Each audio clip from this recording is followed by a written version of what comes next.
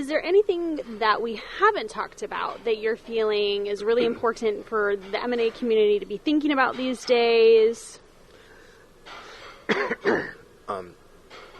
So, a couple of things. I mean, I guess if we get back to AI for a second, the landscape on almost every aspect of M&A is changing because of AI as a tool being on the scene, right? There's a lot of, of rote sort of activities or tasks that likely are going to be taking place, or the machine's going to take the place of the human in doing those things. So I think from an advisor point of view, us more experienced advisors have to convey, I think, onto the younger generation coming along.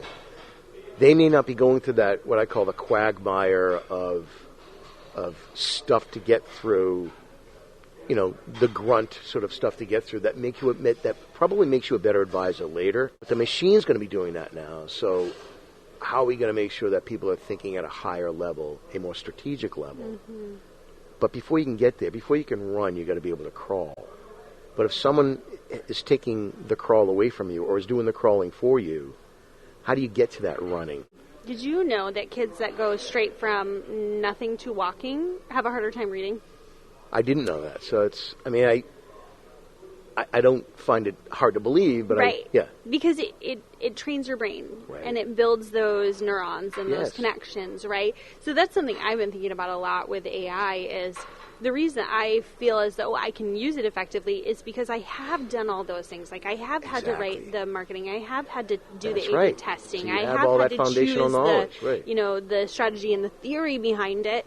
And so I'm able to say to AI, hold on, what about this lever? Exactly. Right? You get to question or test it. So for those folks that haven't, that kind of leap over all those learnings, how do they acquire that? That's one I've been grappling with for a long time now because, as you said, if AI spits something out to you that you're like, that doesn't make any sense based on the legacy knowledge that I have and what I've been through over the last umpteen years of my career, you can better assess whether that makes sense or not. Someone that has never been through that doesn't have that ability. So in the legal world, how do we train a first-year associate to really be thinking like a fifth-year associate out of the gate? And how's that going to affect the deal